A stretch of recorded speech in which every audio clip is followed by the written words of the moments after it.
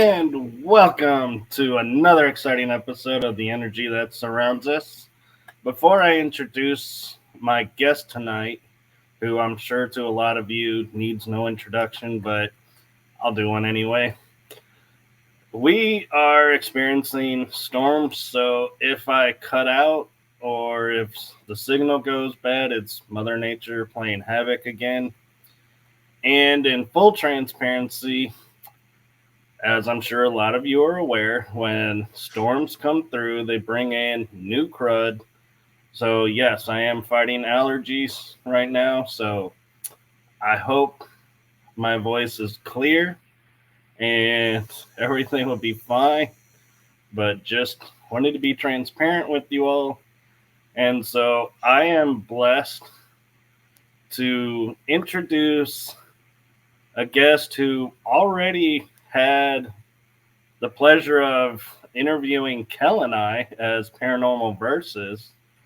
So I am so appreciative that I could have her on the show and in such short notice. So thank you for that, Glenda. You're welcome. Thank you for asking me. And so without further ado, I am going to turn it over to the one, the only, the super magical mystic herself, Glenda Dawson. Wow, after an introduction like that, what can I say?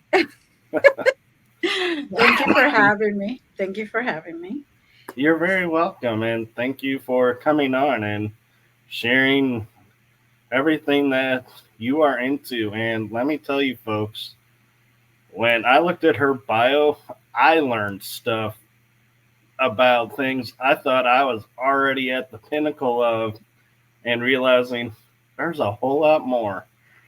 So I am going to give Glenda the stage to kind of share some of her background with you all and get a feel for where the show's going to go. Well, thank you. Um, I was been gifted all my life. I have been speaking to spirits, archangels since early on, since before age of 2. And from that point on, basically, it's the energy and the connection has been getting stronger and stronger. I am a Reiki Grandmaster, 25th level of Usui. I do over 100 different other modalities in Reiki and teach also, by the way. I do past life regressions, future life regressions, galactic life regressions, so to speak. I am a mentor. I teach classes of almost every single type there is. I teach tarot. I teach mediumship. I do meditations. You name it, I basically do it. It's a little bit of everything. I've been very blessed to have been put on this earth at a beautiful time where I could develop all my gifts and share them with the world to have them um,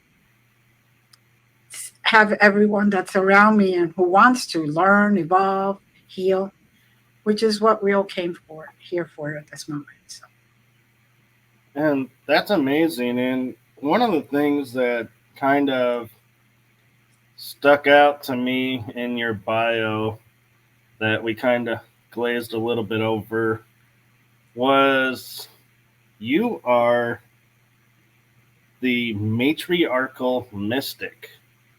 How does Mm-hmm. one, what does that actually entail and how does that come about? Well, I found out that at least 8 generations of women back in my family have all had the gifts. They all been able to be clairvoyants. They could see. They were mediums. They could tell when foretell, when something's going to happen. So they all had those gifts. They were not able to really talk about them and when I was growing up, it was a big, you talk only to me, my mother, and my grandmother, and that was about it. So I was blessed to at least have them. My father was very, very religious, and he always thought that all that stuff was, driven by the devil. But anything that heals, I can't believe is brought by negativity. Um, Right. and I've been using all those gifts always for healing, always to be in the light, always for good, and never to do any damage or destroy, which is a major difference, because when you concentrate on the light and in positivity, it increases, your gifts increase, and your connection to the other side, to UFOs, to aliens, to beings, cryptics in general, it increases, and you're able to speak to them, and you're able to communicate with them, and you're able to get their stories instead of losing all those gifts. Because eventually, if you use it for something that is not positive, you will lose the connection. You may have somewhat, but it's not going to grow. So, So I'm a little curious mhm, because being a history major, I know when we're talking 8 generations back, there's the Salem witch trials period mhm. and the Reformation period and a lot of religious upheaval. So I'm sitting here thinking this was never publicly talked about. So did you find this through past life regressions or No, I found this through my mother and my grandmother, because okay. it's what people call Book of Shadows. It's a book of each woman that had gifts, and she would write down what her gifts were, and for example, her recipes, what she did for this, what she did for that, and it goes back all the way to Romania. So Wow. yeah, That's so that's impressive. I look at it as, when I found out it was from Romania, I wasn't shocked or anything. I'm like, okay, whatever. And then when I really studied in high school about Romania and all that other stuff, and I'm like, oh my god. It's like, Yeah. that's when it shocked me, when I really understood the meaning of that.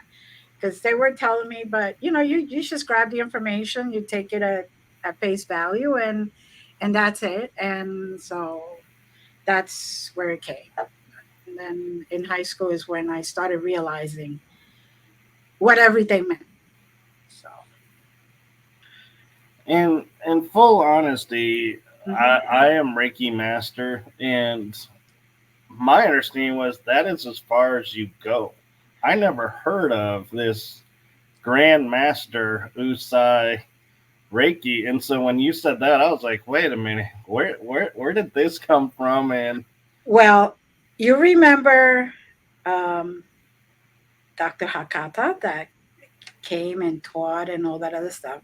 When they made it official, they started, her students started channeling different levels. They would do exactly what a Sui would do, would be going out and meditating and all that other stuff. And they would come up with more symbols, more levels, more specialized uh, symbols to get closer to the divine. So the stronger the I hate to say it this way, but the only way I can explain it is, the higher you go in level, the closer you get to that divine energy that you are channeling when you're doing Reiki, that you are gathering when you're doing Reiki. So it comes to a point where you actually are as close as you can be to the divine or to the creator without staying over there. Let's just say that. um, and then you gather that energy, which is all love. It's based on love, and it's just overwhelming love, and you channel that energy. And my students can tell you that they have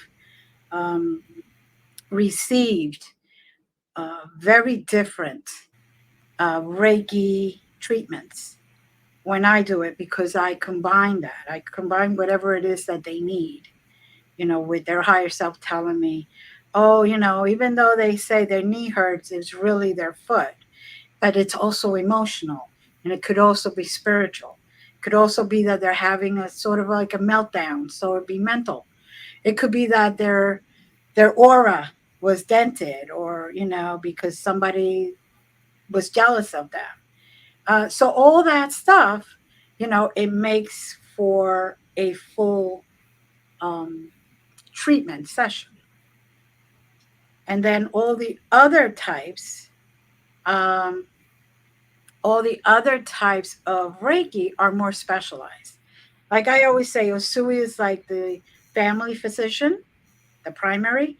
And then so Karuna Ki is more specialized, and Kundalini is more specialized. So if you're telling me my Kundalini is trying to rise, but I feel blockages and I'm getting headaches and I feel nauseous all the time and all that, then I will use Kundalini on top of everything, using a Sui, so to help you rise and awaken and ascend without having all the side effects and all the symptoms of Ooh, sign me up for that. that. Anytime. So I'm curious, Hmm. is it, and I don't mean this to sound how it's going to sound, so everyone, before you jump my case, I'm just framing it in a way that my brain is putting it right now. But Okay. so, did your mom influence you into becoming the mystic and the matriarchal and studying all this, or was it she left you on your own and you were just naturally drawn?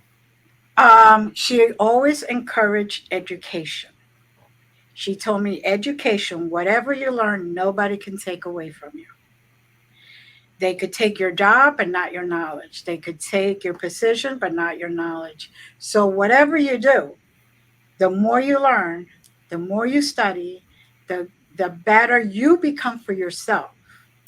And things will just fall into place. That was always her advice to me, because I would always be like, oh, should I do this? Should I do that? And truthfully, when I started this, I was a little older, like actual learning Reiki. It was in the 80s when I had to go to New York City, and it was big auditoriums, and one grandmaster from Japan would come, or China would come, and they would teach it there. And you once a year they would come and you would get your certificate. You didn't get books then. You didn't get the symbols written or anything like that. It all had to be up here, and hopefully the next day when they kind of tested you how your connection was, it was working. Um, but I was blessed that everything was connecting, and I just felt so invigorated that I continue. And the more I continue, the more invigorated I get. It's like it energizes me, so I know I'm on the right path.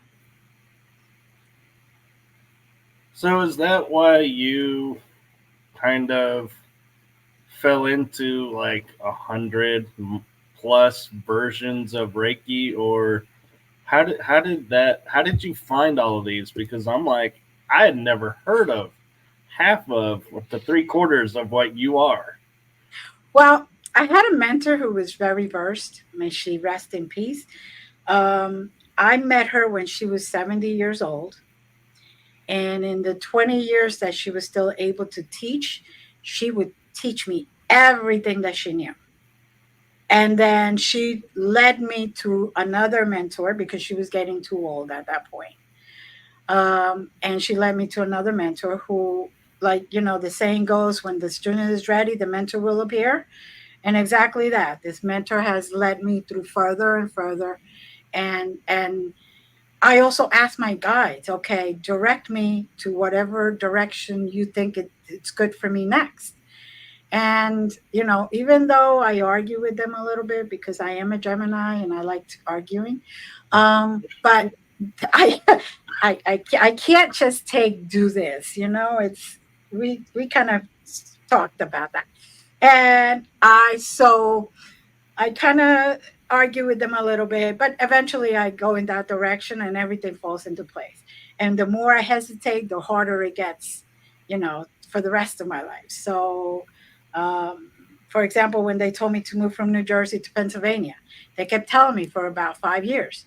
And I kept saying, no, let the kids finish school. They've been in that same school system all their life, yada, yada. And they kept saying, so what did they do? They caused, I believe, my house had never flooded or anything, and actually, a hurricane came and hit the house and had water all over the house. So it was like, okay, they're really telling me to move. And so I did, and then everything started running smoothly again. I was like, okay, all right.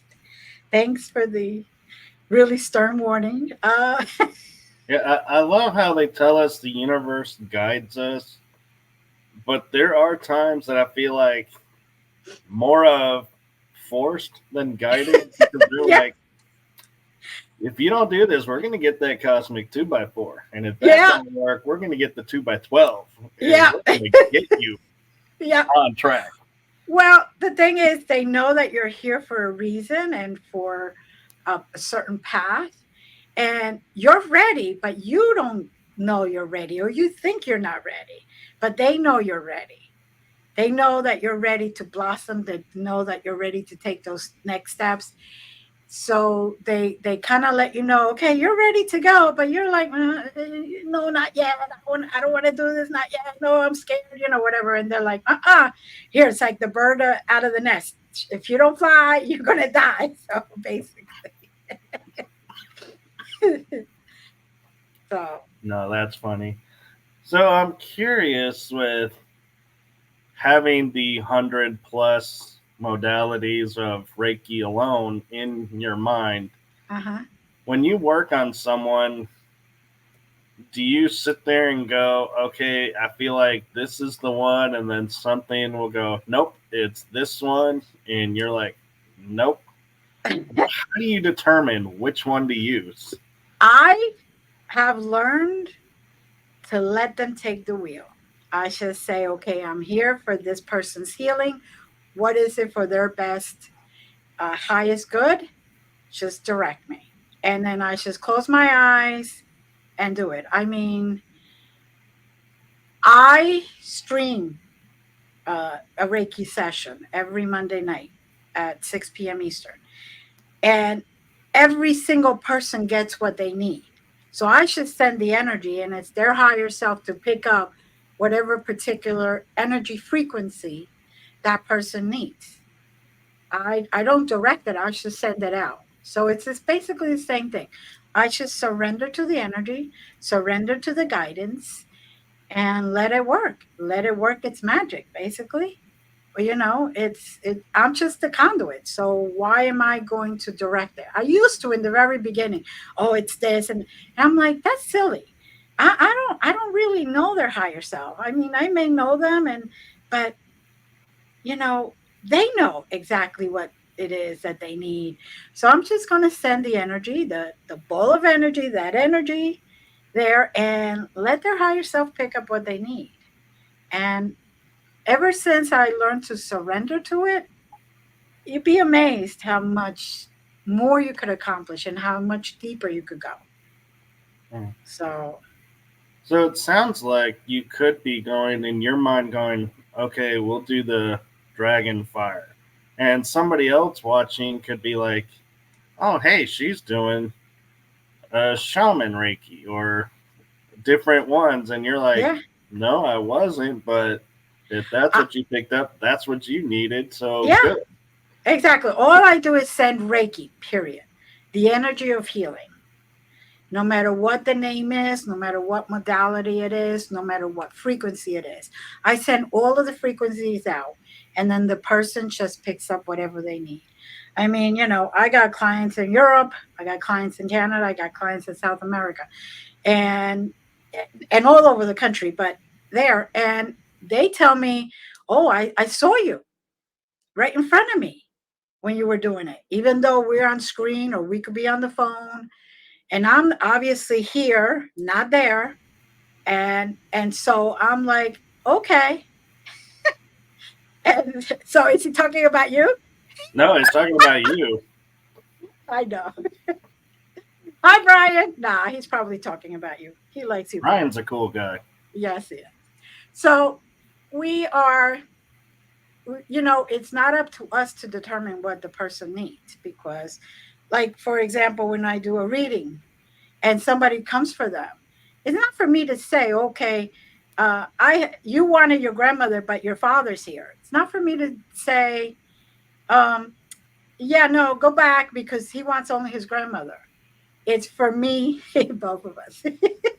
It's for me to just say, for me to just say, okay, you have your father. He has a message for me, and that may be the person that client needs the most, even though they wanted to speak to their aunt or their grandmother or somebody else. So I've truly have found that once I surrender and say whatever comes, it's going to come. We're not going to call upon anybody specific because I still believe that the other side has free will. And I would like to believe that because I would like to have free will on who I'm going to haunt. And when I die. And, so I just want people to feel comfortable and get what they need out of everything. It's that basically it's that simple, yet that hard. Because surrendering for us humans is extremely hard. Yes, it Extremely is. hard to just let go of that wheel and say, okay, wherever you take me, you take me. But, my life has been that way. And once I learned and I finally surrender, everything works out perfect. So, So I actually have a question that I actually feel you are the absolute perfect person to ask this of. sure. So back when I had hurt my leg, I Uh-huh. was in Spain and hurt and I slipped and fell right on my bad leg that I was told absolutely do not fall on. Mm-hmm. So I'm in panic mode thinking, "Oh my god." And I had just got done studying pagan level 1 Mm-hmm. and I have my Reiki mastership Mm-hmm. and this voice comes to me and says, "Who are you?" And so I figure out they're asking my name. So I declare who I am, declare Right. what I'm doing. I'm kind of Uh-huh. shortening the story, people. So don't think this conversation was like 5 seconds long.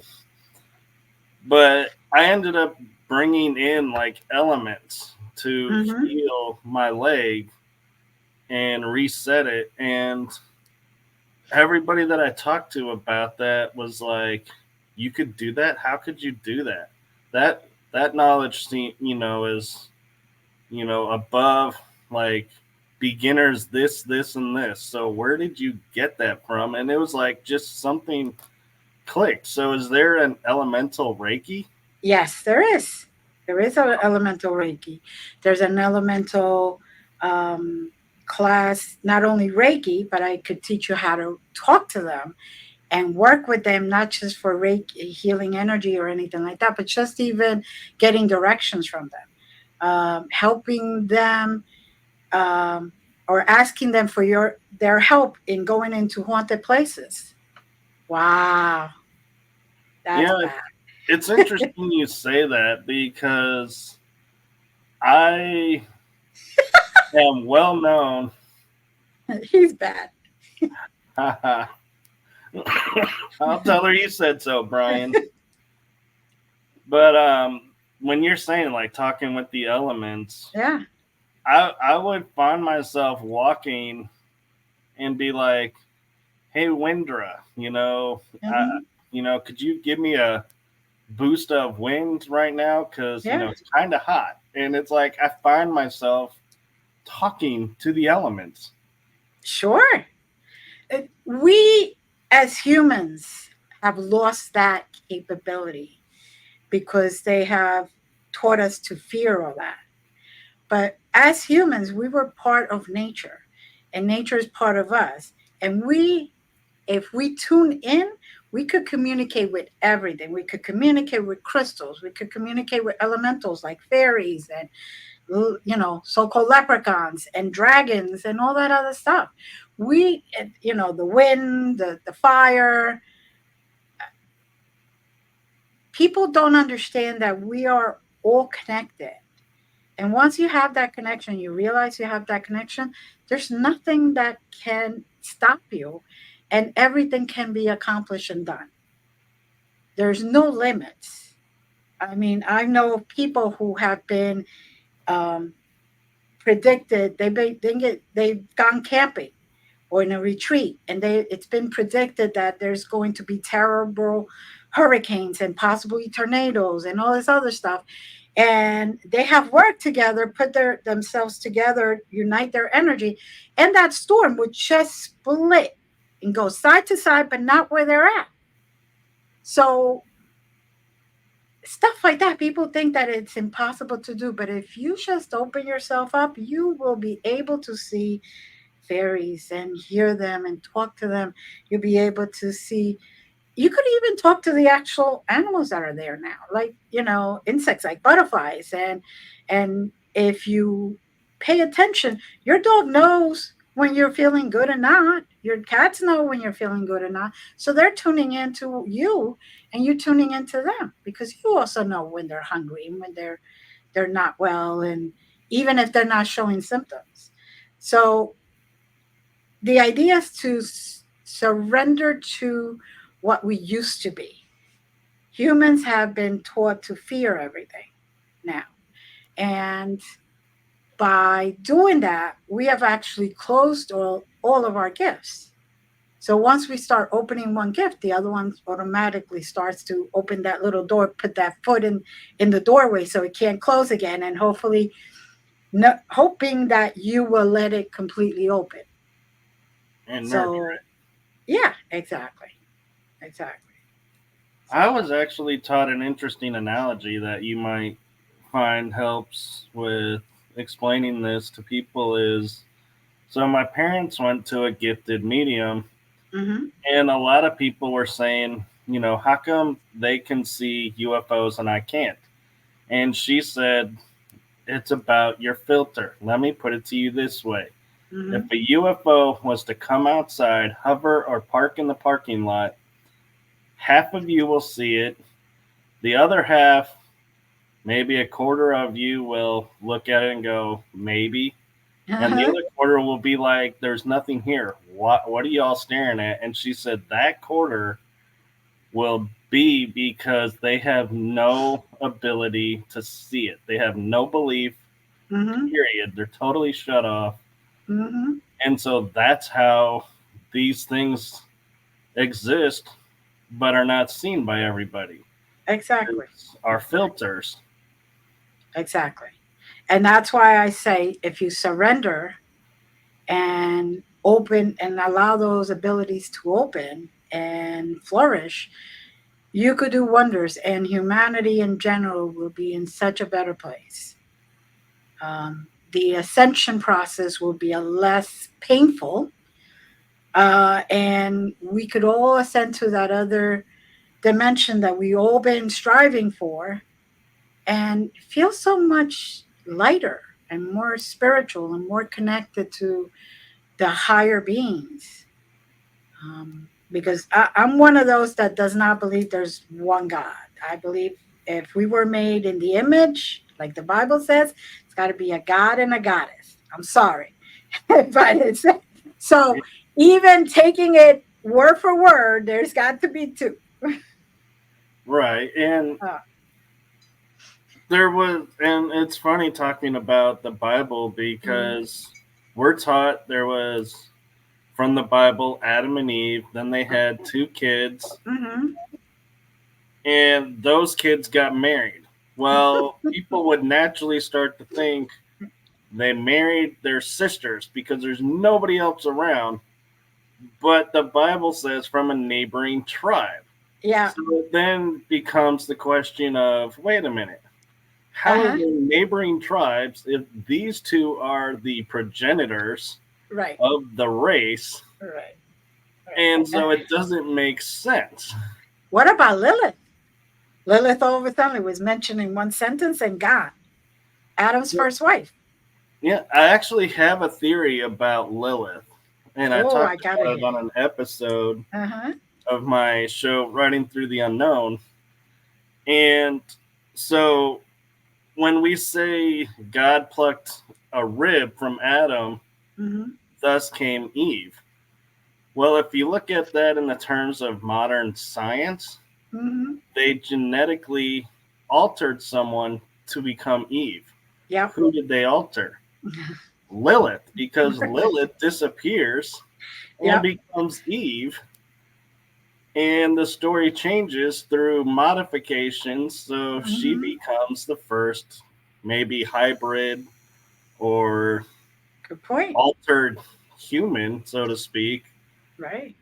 And it's like, and I will hear people always say to me, that's impossible. And I'm like, well, what do we call it today? Well, yeah, that's today. I'm like, do we Uh, really think the gods didn't know how to do this back then?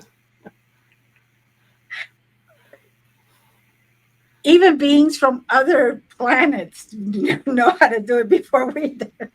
I know. We're like the slow ones We're because we yeah, were yeah. slowed down. That's what I Mhm. think. We were slowed down.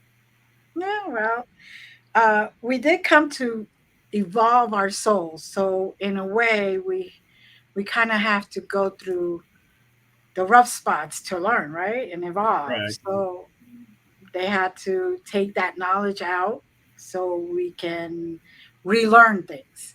Like a brand new baby, they got to learn how to crawl, they got to learn how to walk, talk, and Yeah. eat, all that. So, So I'm going to tell you what, Glenda, if that story of Lilith resonates with you, by all means, use it.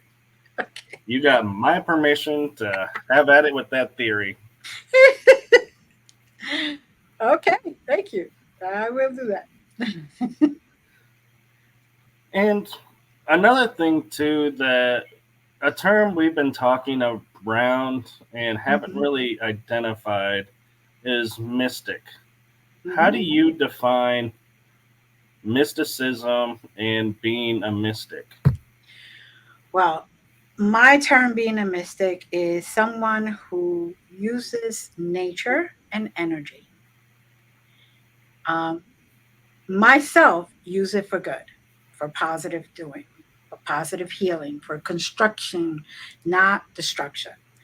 Um, mystic is the old fashioned, what used to be called in the olden days a witch, somebody who just knew how to work with herbs and certain spices and stuff like that to come up with a cold medicine or decongestant or how, put something on top of a wound to help them heal, or antibiotics, or for goodness sakes, a toothache.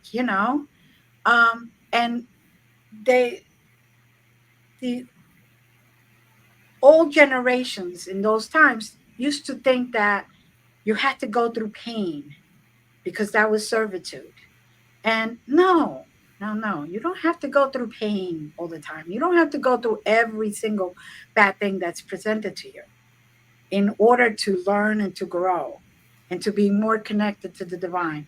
Yes, in the very religious uh, societies, they thought that the more you suffered, the closer you got to God. Well, I believe God didn't put us here, or the divine didn't put us here to suffer all the time. I believe that divine put us here, or we decided to come here to learn, evolve, and then have our fun in between. There's no need to be there 100% in the negative, because that just, it doesn't allow you to conquer your challenges, and it doesn't allow you to evolve because you're always worrying about what other negative stuff is going to happen to you. So I feel that that's very different than what they used to think. But yes, it's basically A mystic is somebody who knows how to work with energy, who speaks to spirit, who knows how to communicate the other side, not just the spirit, but galactics, um, what people call UFOs, all that, whatever, um, and just elementals, the element. You just learn how to communicate and work with them. Like I work with dragons. I work with dragon energy. I have a dragon that protects me. I have a dragon. I've had that dragon since I can remember, always protecting me and being around me and giving me warning signs, like a really bad uh, fire that comes out of their mouth. It's like, okay, don't go in that direction. You need to go in a different direction, because I don't always pay attention, like I said before, or I do, but I ignore it. So they have to do more like, pay attention now, that kind of thing. So, but it's just a matter of, to me, is a mystic that is a person who has learned to communicate and work with everything that's in nature, whether it's this dimension or other dimensions, because we Right. all exist at the same time. It's just a matter of what you see, where you see it, and where you're at. Right, and I'm curious because we're talking about dragons, and half Hmm. of the people will be like, dragons were dark. Other halves are like, no, dragons were both. Hmm. Do you feel the dragon energy is more of who's summoning it and calling it forward? Summoning's kind of a bad Yeah, so a bad word. word, but I What? understand. Um, I don't summon it. It's just I say, okay, I would like to work with the dragons today, and if they come, fine. I should let them know that I really would like to work with them that day. And when they come and say to me, okay, well, we're going to work with you, but what are you looking to do? And the reason they have disappeared is because we were hunting them. Humans were hunting them and killing them. Of course, they're going to protect themselves and hide. They hide in Mount Shasta, they hide in Japan, they hide in certain places where they go into their energetic dimension, into their energetic level that we don't really see unless we're willing to see. And we are um, of good heart, enough of a good heart that we're not going to kill them, because if they feel a threat, they're just going to disappear again. That's what it comes down to. Right, I agree. And Yeah. I'm curious as well with your galactic shaman background Hmm. and your shamanism. How often do you get to where you're like, okay, I can't clear this blockage. The energy is just too much. Hmm. And you'll feel something behind you, and you just step to the side, and it just gets blown out. And they're like, yeah, we're here to help, and we're gonna Well, help. they're with me all the time. Um, so whenever I need something, they know I need it before I do. And like you say, for example, if it's galactic shamanism, you know, the what we call aliens, some people call aliens, they just appear and they're like, okay, you feel that this one needs healing, and they choose whether to do the healing right there, or they choose later to take that being, that person, to their ship and heal them there, because of course they have a lot more knowledge and stuff that they could work with up there, so they do it up there. But I when I do anything, say full moon for example, I say to them, okay, I'm gonna have a full moon event, full moon ritual, full moon intention. And whoever wants to participate, come with me so I can feel your energy. Let me know you're here. And I like just let them choose who wants to be here, who doesn't want to be here. And, like even when I channel the Council of Nine, okay, whoever shows up, that's who I channel. I don't put restrictions on them because, for goodness sakes, they know a lot more than I do. And they see above everything, above all the bullshit, about all, excuse the French, about all that drama, about all that stuff. They see it. They know exactly what everyone needs. So when I ask for them to come down, they come and they give me the peace that I need, or the healing that I need, or that day just the energy that I need. I don't request it like a lot of people would, like you said, someone said, I never do that. I should say, I'm going to do this, whoever wants to come. I would love to have you guys, dragons, come with me, but I already know that my dragon is with me all the time. So if I need that energy, if he feels that he's going to have to call more dragons in, he'll call them in. I don't have to do it. He'll spread the news out. When I work with the fairies, they do their thing. They know what frequency they need to use, what level they need to use. I'm basically just like, hey guys, let's do this, let's party, and they bring all the stuff that they we need to party, basically. And I Yeah, just, it's funny how you say that because I was on a trip mm-hmm, in Mississippi visiting family, and mm-hmm, it's late at night. And if you're familiar with Mississippi highways, late at night in the country, it's basically pitch black. You're lucky to see the road. mm-hmm. Well, we started feeling a little nervous, and so I started kind of snickering and laughing. And my mom would be like, "Well, why are you kind of snickering, laughing? What's going on?" I said, "No one's going to interfere with the car." And she's like, "How do you know that?" I go, "Because there's a dragon on the top of the car watching over us. And I don't think anyone is going to come up and say, 'Oh, hey, I want to attack these people. Yeah, Dragon, you're not an issue. You're not a threat.'" It's like, no. yeah, they got a fight on their hands. But yeah, it's like, and I instinctively knew to Hmm. call the dragon to protect the car. Well, that's what I'm saying. You are open to your gifts, and not you're not living life with expectations about it. You're just letting it come, and when you instinctively know that, that's your intuition, and you're just open to it. Not too many people are, and that's where the blockages come in, because intuition is telling you, the little voice inside of you is saying, okay, call the fairies. And you're like, no, I heard that they're bad, yada yada. Yeah, they're mean when you mess them up, but if they're trying to protect themselves, but if you're respectful to them, they are extremely helpful. And I have, fun. yeah, I have been, almost went to a place where I was going to do a paranormal investigation event type of thing, and they told me to wear iron. I'm like, what for? Oh, for the fairies. I'm like, no, I work with the fairies. Why would I wear iron to keep them away? Like, don't be silly.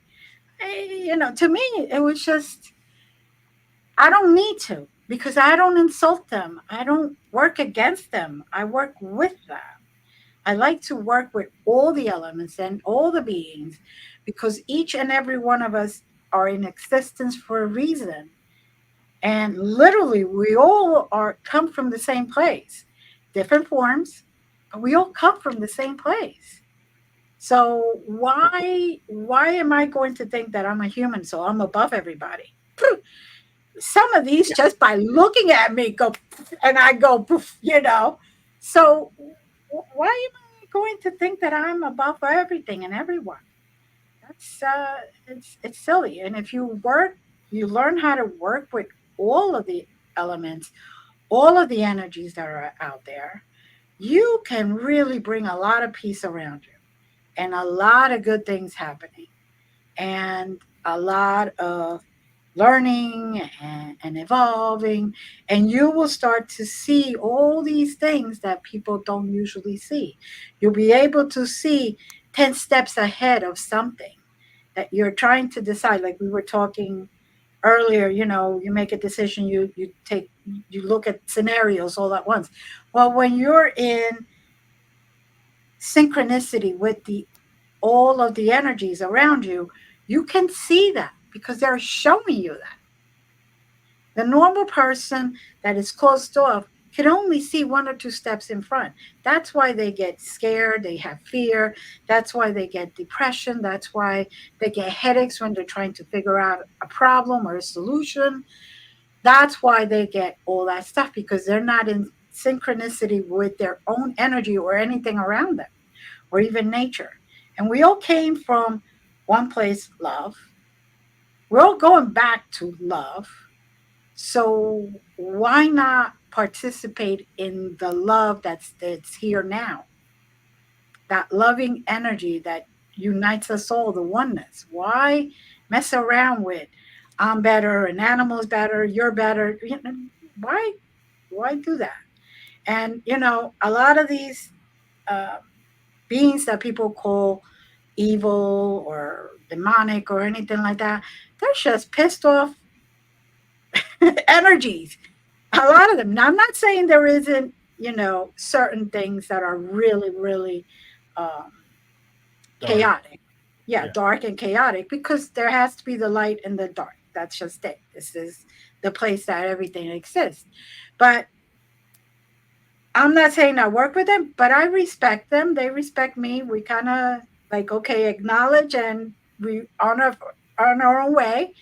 And there's no need to destroy anything that doesn't need to be destroyed because everything is here for a reason.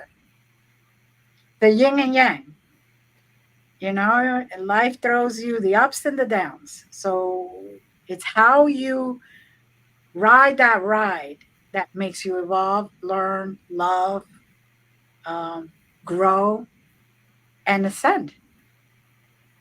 That's my theory. No, I agree with you. And one of the things that a lot of people that watch this show knows, I will deflect to TV or movies to kind of make a clear point. Mm-hmm. And I've been on TikTok studying and watching these videos that people put together of if Star Wars, Mm-hmm. went a different way and the Right. storyline changed. And one of them is when Vader dies and they burn him, the Force is fractured and Anakin returns with no memory of being Vader. And Vader returns seeking to hunt down Anakin because he's like, I got to become whole again. Mm-hmm. But the interesting thing is, we always looked at Star Wars and said, Jedi good, Sith bad. Mm-hmm. Yoda in this version says, both are we. We have good, we have bad. Yes. Just depends which one we nurture that day. Mm-hmm. And we walk the balance. And so it's like when I was reading that, I was looking at that and going, that is the oneness we're looking for is the balance of both. We don't need to eliminate one to Exactly. have the other. Mm-hmm. And I'm kind of curious because we did have a major event just happen, Mm-hmm. and the energies, I'm sorry for those who, you know, believe whatever they choose to, but the energies changed. I Mm-hmm. felt There was a different. shift. Yes. Yes. What do you feel like was the draw to the eclipse that was the reason the energies are so different? What really happened, do you feel like? Well, I feel we finally shifted back on a more positive path. I think we were. before the eclipse, I think we were wavering back and forth to the extremes. We were going really negative, and then we would correct, and we would go all the way that way, and you know. But I think that the eclipse actually did like a reset, like a cleansing, a reset. Today, I'm like full of energy. I feel so much better than I did yesterday and the day before. I have no headache because at the last couple of days I was getting headaches. I have no headaches. I'm seeing things more clearly, and to me, it was this shift. Like now, whoever really wants to take advantage of that shift can. So it's up to them, whatever they choose to do with this shift. That's the way I feel. So now, for me, I went and started to see a different perspective, even in myself, started to see a different perspective in others. And I would be like, okay, this guy cut me off, and I would be, mm-mm. And I'm like, okay, I guess you have to be there before I do. So go ahead. And today, I just, I was driving and people cut me off. I'm like, okay, you got to be there wherever you got to go. You got to get there right away. So go for it. And it didn't bother me. So I felt a complete shift even within myself. And I didn't really get to see it because it was cloudy, but I still felt the shift in energy. And I feel fantastic today. I really do. I was like, oh, renewed energy and feel so much lighter, and just walked out and saw a sunny day and heard the birds singing and the flowers and all that, and I'm like, wow, this is beautiful. Just by one thing shifting. Now there may be people that it didn't happen to, but that, maybe they were expecting something else. I was not expecting anything. I just figure I let it happen. So I was the same way, and to be honest, it was like there were moments where it looked like, I know people are gonna say this is science fiction, but it looked like the clouds started swirling like somebody opened a Stargate mm, near the eclipse. And then after it was over, it was like, okay, and yes, it was cloudy, so it would appear, disappear, appear, hmm disappear. right. But today, when I was on a walk, I had to stop because it's like my energy all of a suddenly was like where I normally like up here. Yeah. It's like it went to here and was like, we don't know what to do now. And it's Mm, like my brain is like kind of in a fog a little bit, and I'm feeling off, and I'm wondering, is my body just taking more time to assimilate what hmm happened in the eclipse, or are the two unrelated? No, I believe that our bodies are letting us know whether we need rest. I've been resting a lot more for the last month than I have previously. I kept hearing, you gotta rest, you gotta relax, otherwise, you're not going to be around for things. It's like, take it easy. Your body needs that rest. So I decided to listen, and all this time I've been resting. So now it's like, ooh, okay, I'm getting energized because I did stop and relaxed and took a moment and breathed in and kind of let myself catch up, which is probably what your body is doing now. Right. And an interesting turn of events Uh was huh. last night we had a major storm at 3 in the morning. Mm So I have a rescue dog who trembles at the sound of thunder. hmm. Mm hmm. So for an hour and a half of twilight, perfect sleep time, I was up trying to calm him down. Mm hmm. Bless his heart, I don't, I'm not upset with him for keeping me up. Right. But could it be that that interfered with the calibration, and so the body was like, hey, we didn't finish, we're now have to restart because you Like a computer, you interrupted the process. The- well, who knows? But I really feel that once you actually take some time to relax, you will start feeling that energy come back, and it's going to come back a lot higher than you before. Um, so maybe that's what happened. You know, overnight you woke up and you didn't get that full night's sleep. But I honestly believe that it's just the time to rest and look within a little bit, and then that will recharge you. Uh, All right, and I'm curious with you teaching meditation classes, and mhm. I know we're getting close to the hour. Do you have time to go a little bit over? Yeah, yeah, sure. Okay. So, when you're meditating, I know Mhm, people sometimes do guided where you're supposed to like go to the valley or mhm, go to places, experience things. mhm, I have started to notice I have theories that come into my brain and they're like, okay, this is where you're at with the theory. This is the mhm, level that someone pointed out to you. This is the level that you're connecting it to. But now mhm, there's this level. And it's like all of a sudden my mind is making more connections and theories while I'm doing like a 20-minute meditation guided. And I'm like, I can't focus on what they're telling me. It's like the second I close my eyes, they go off and they're like, all right, this is mhm. the time you're giving us. We're using it. When you wake up, go start this.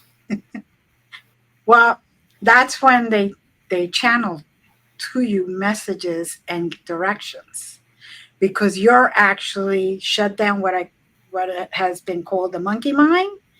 You're actually down and relaxing, so they're able to communicate with you a lot easier. So that's why you may not be able to hear what the person is guiding you through. You may not be able to even see what they're where they're sending you. I meditate to Pitbull, the singer. Oh, I I can't put blame you there. I put that on. I close my eyes and just that's it. So meditation isn't only just sitting there quiet and all that. You could do meditation as you're walking. Just let your mind wander and open it up. And as you're walking, you're going to be getting messages. You're going to be getting direction. You're going to be getting what your higher self is saying. Hey, you know, you might benefit from doing this. You might benefit from doing that. So it people dance and they meditate doing that, because the meditation part is not about thinking per se. It's about shutting down that monkey mind that takes you and it's thinking about the dishes you didn't do, the problems you didn't solve, about the cars that you didn't get inspected or washed or whatever it is, instead of just being and being in the moment and surrendering to just a relaxation. Right. And have you noticed? Sorry. That's okay.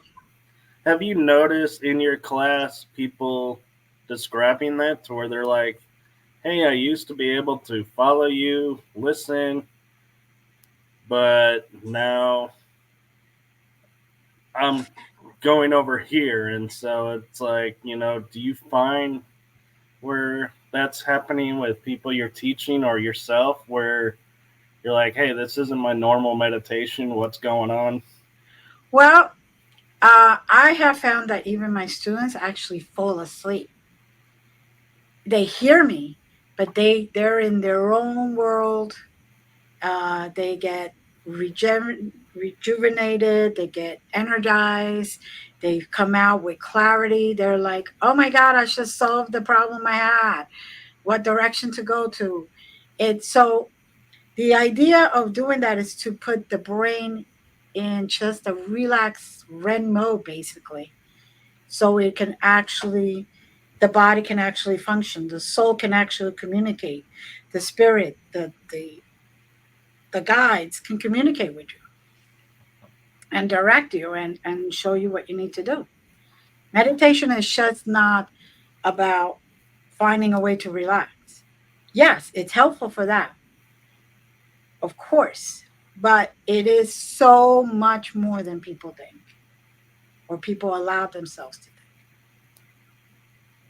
And I am going to take a moment, if you will Hmm. indulge me, and take a Hmm. leap and combine something that you may never have combined.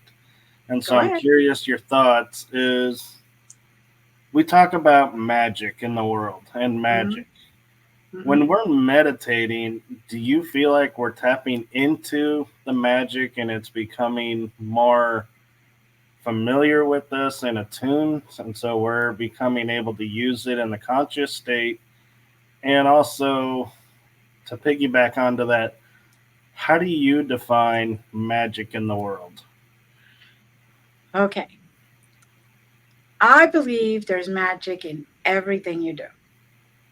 The ability to go outside and look at a flower and actually acknowledge the flower and have that energy that you put into it and look at the flower and look how beautiful it is and acknowledge it and really take note of what it is and how it is giving you joy. That's magic.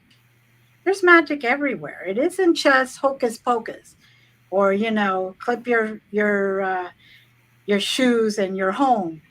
um because home is wherever you want to be, you know so magic is in everything. For goodness sakes, eh, look how magical this thing is. You put it out in the moonlight on the full moon, it gets recharged unless I recharge it during in between. And you just look at it and you feel its energy and its properties of healing, protecting, all that stuff. So there's magic everywhere. People just think that magic is, a trick of a hat or uh, you're conjuring things. No, it is magic is something that everyone has the ability to, if you're open to seeing what the reality is. Like a miracle. Okay, we're going to the other side. Miracle every single time a child is born. Yes, it's a miracle. Because you know what that child has to go through, that embryo has to go through to get to 9 months to actually be born, and function as a little human. There's a lot.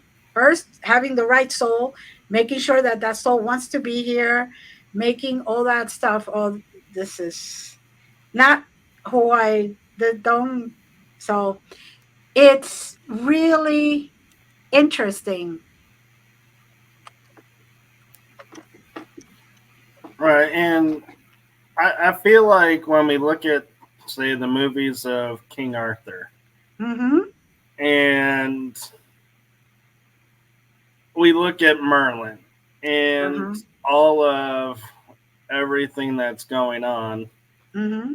I can't help but wonder, are we being denied the true magic? Because in some movies, they will show like him holding dirt and a Mm-hmm. flower grows in his hand, and he's like, that's magic. But Well, he also like will talk to them about plans of doing something and getting right, their minds focused, and of right. course they end up winning the day. I'm like, to me, I was like, that was the bigger magic. Well, when I do gardening, I talk and I give energy to my plants, my seeds, my plants. So they grow. So to me, that's using my magic because I show them respect. I say, I love the fact that you're coming here. I love the fact that you're giving me um, the fruits. You're giving me your magic. You're doing what you need to do, which, let's face it, is magic. They need to grow, they need sunlight, they need the right amount of water, the right amount of nutrients, all that to grow and provide food, provide flowers, provide whatever it is that plant is supposed to provide. Going from a little seed that God knows where it came from, to that. So So yeah, that's go that's ahead. definitely that is definitely something that people don't get. There's magic everywhere. Just the fact that right now we can talk right here. That's basically magic. We could um, we can see things that are coming. We can smell the beautiful smells that are out there and all that other stuff. That's magic. All that is it's magic. It's not as off the charts as people think. A child, when they first see something, a first flower that they see, the wonder in their eyes, that's magic. That they look at it and they examine it and they appreciate it and they kind of communicate with that plant. And that to me is magic. You work with the elements. That's in a way magic. You're able to, yes, I know it has a bad connotation, but it's not bad. The fact that people are awakening, that's in a way magical because we're finally opening our eyes and opening our hearts. So I don't understand why is it that people are so worried about that word. It's just it's a word that changes from every so often from generation to generation. It changes in meaning. I feel like to me, what's Hmm. threatening about them Yeah. is we're in a system to where, and don't attack me for this statement, but mainstream religion has become a fear based religion. It's a Hmm. fact. They suppress your natural divine abilities and everything. And so when I look at it from that perspective, Hmm. I look and say, well, if I am able to do magic, Hmm. I can't be controlled. Right. Right. We're awakening. We cannot be controlled, and that's what all this time they have been afraid of. That's why the Bible was looked at. The Bible had a lot more books than it has now. It was revised. It has been translated by people with agenda. And, the original Bible that exists locked away, the original written stuff that is all locked away and we cannot look at, has galactics, have people coming from the sky, have silver discs, you know, have the ability of people communicating without saying a word. It all mentions all that stuff there. But because they did not want to lose the control of humanity, those that were in power, they started putting fear in everything. So that's what happened. That's where we're here now. And that's why we're starting the shift again.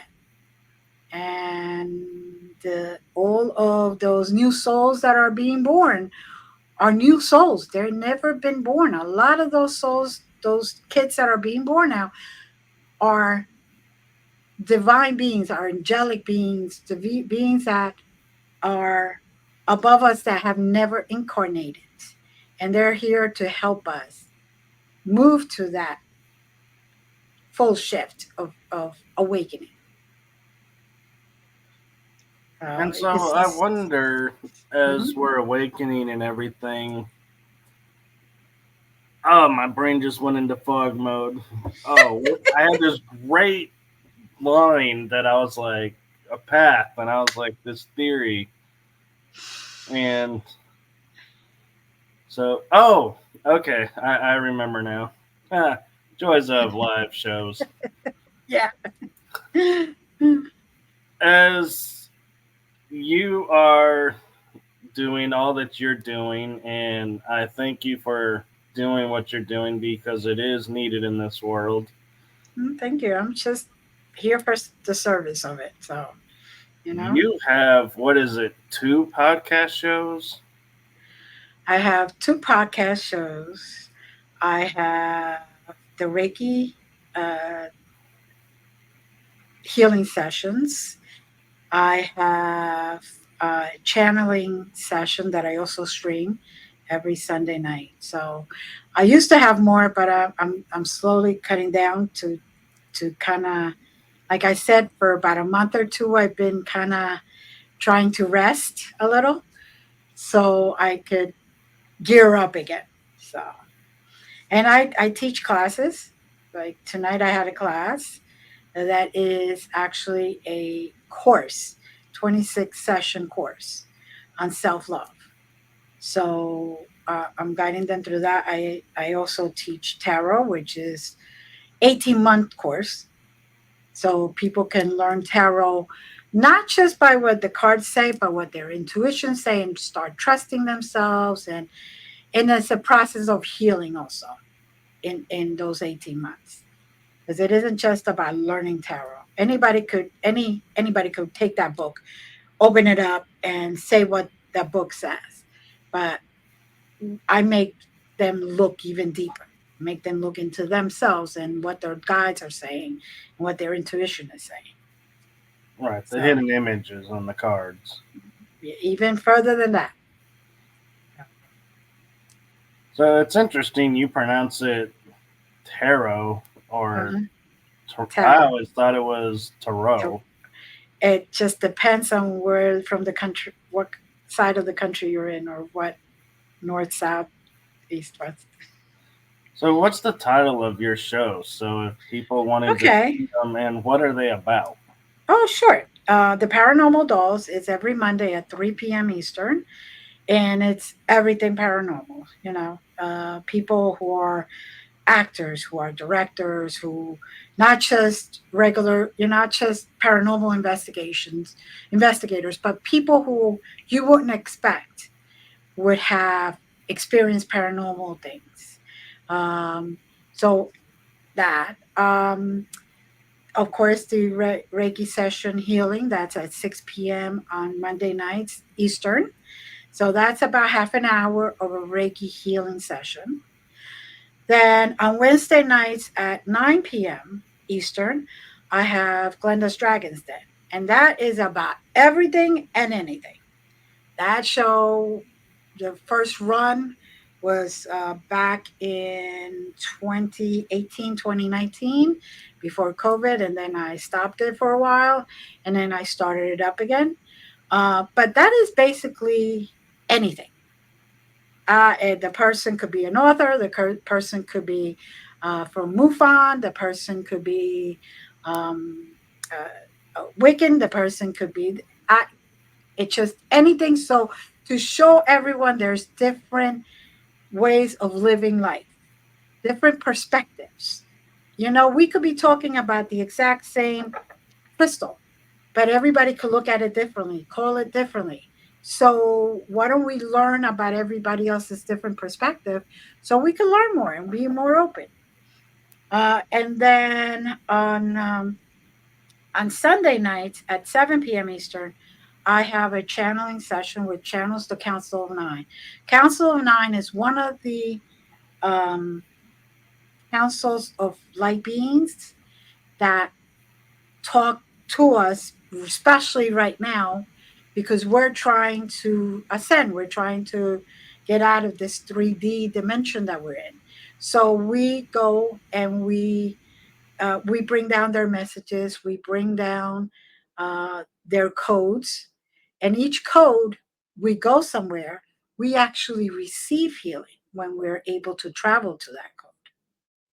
So it's traveling codes that helped us in the quantum field, in the galactic field, depending on where they want to send us.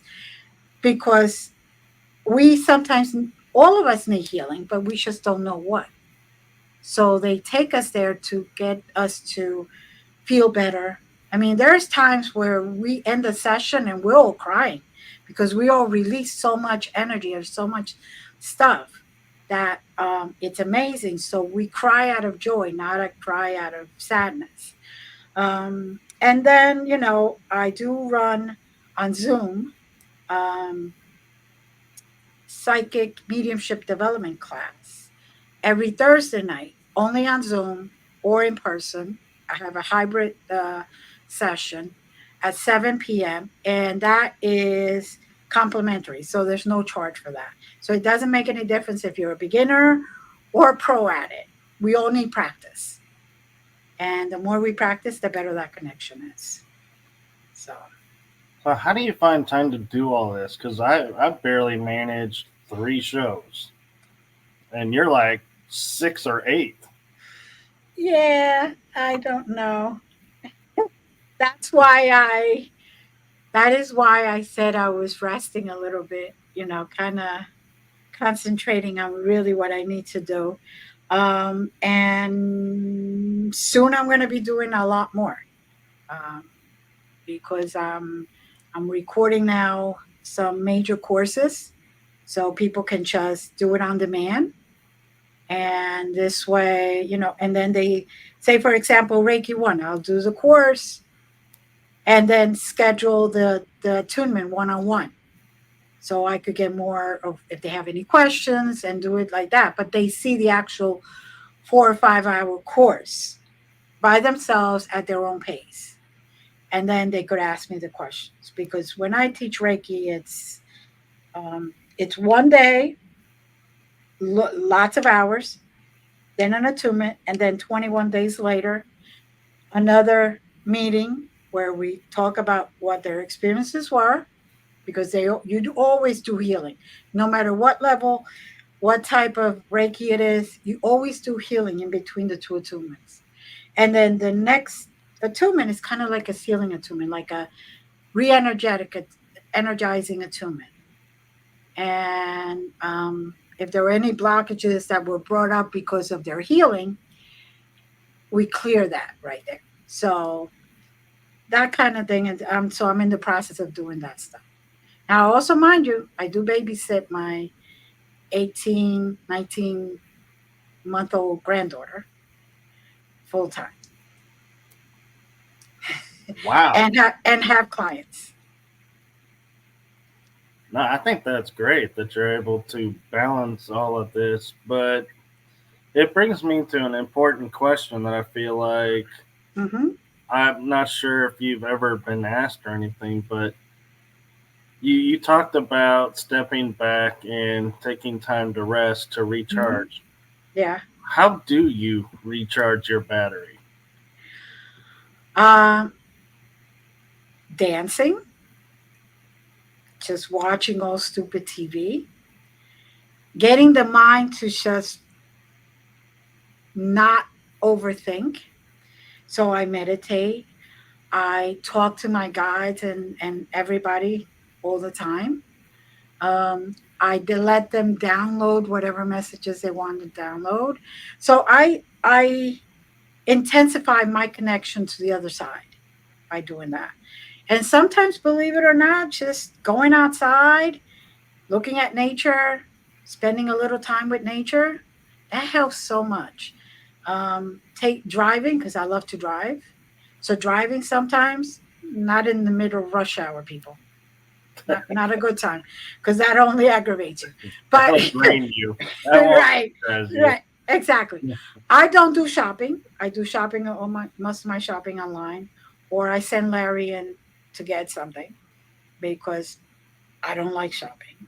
So I make my boundaries, and I know what helps me and what doesn't, and what doesn't I will not do. So if a client calls and I am not in a good position, then it's not my job at that moment. And I tell them I'm really exhausted. Can we reschedule? Can we do a different time? I may have 3 weeks from now. And my clients understand that when I say that, it's the best thing because I know that, and they know that when we get to a meeting for whatever it is they need, I'm going to be fully functional. Because, we all have things. We're human. We're still human, and we still have to take care of the human body. So, Right. So where can people find you? well, the easiest way is to find me on my website, glendasmagicalcreations.com. But, you can find me on Facebook. You can find me on TikTok. You can find me on Instagram. You can find me on YouTube. Glenda's Magical Creations, Glenda Dawson. You can find my book in Amazon. So I'm almost everywhere. I'm even on Twitch. I'm on Conscious Awakening Network. I'm on Parapost Network.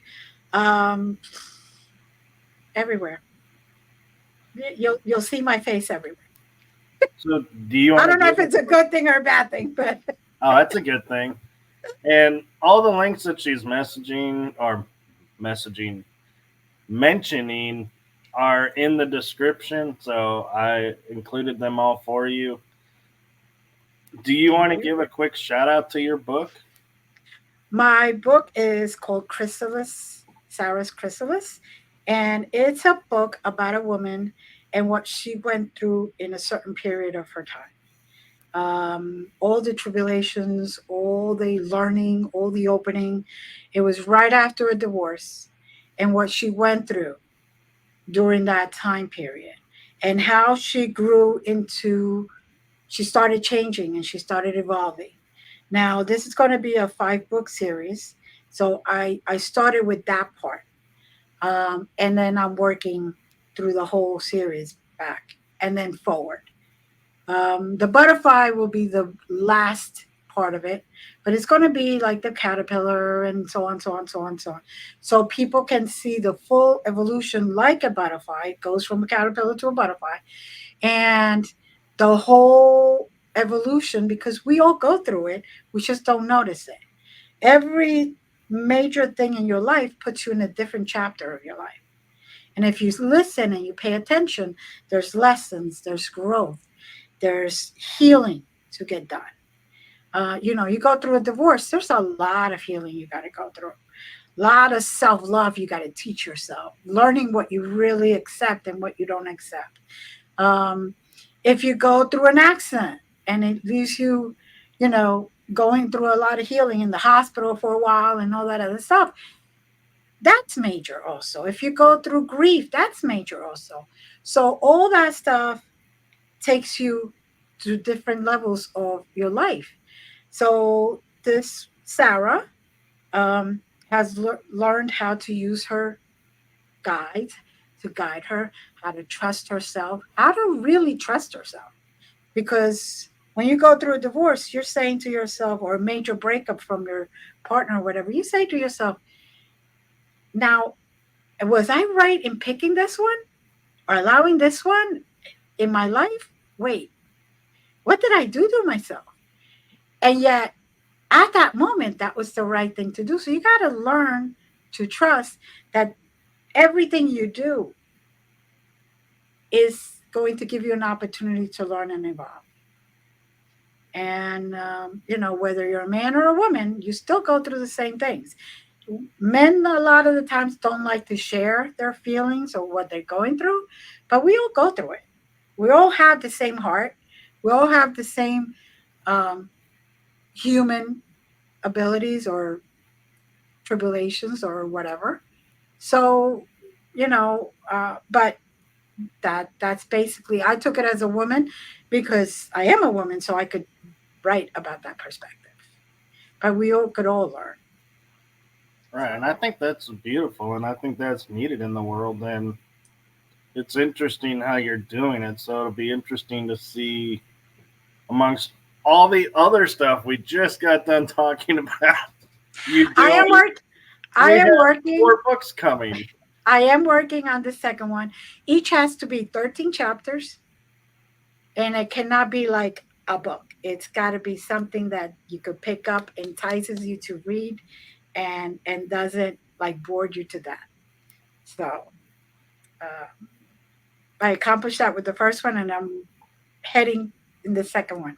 I think I'm like in chapter 10 now. So, All right. So before I close up the episode, one thing I have taken to doing this season is, and I gotta say, I'm really curious, especially with the balance of the red and blue on your shirt. I noticed that is through everything that you've gone through of your mhm. own personal experiences, what is a single golden nugget you would want to leave whoever watches this episode with?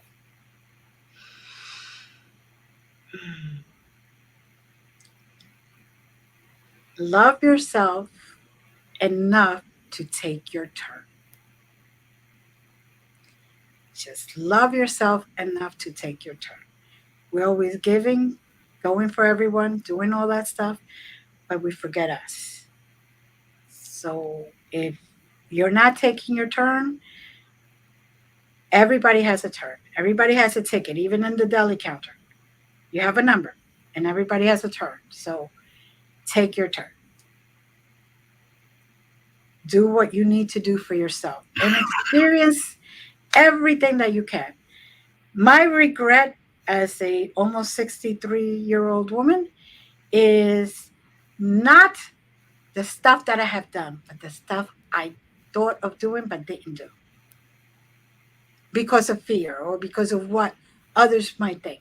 I just, what I did for me, I am very glad I did. Right, wrong, or otherwise. I am very blessed and very glad that I took the chance, threw away all the fears, and did it because that's experience and a memory that will always stay with me, no matter what dimension I'm in or what age I'm in. That's beautiful thought. And I gotta say, when you said your age, I was like, man, what's your secret? Because you do not look that age. Laughter, that's my secret. I find humor in everything, and I get mostly everybody's jokes. There's some that are like, what? And then I get it, but I get almost everybody's jokes. And I love to laugh. And, joy brings good cells, and your skin is always rejuvenating. So if you are constantly bringing good cells into your body, it will continue producing good cells. I can't That's, mention anything better than that. So I'm going to say thank you to everyone in the chat room. Thank you again to Glenda for coming on the show. It thank you was for a having me. blast. I Hopefully, we'll blessed. get you back on. Yes, of course, anytime. And so I will say, for me, signing off this episode, take each day, no matter where you are in the world, take the time to love yourself. Take your time to count the wins. Don't focus on the losses Mhm, because losses could be wins we don't know about yet. mhm. And as Glenda put it, take your turn and laugh. Just laugh, basically. So, good night, everyone, and thank you for watching. And we will see you on the next episode. Bye bye, everyone. Bye.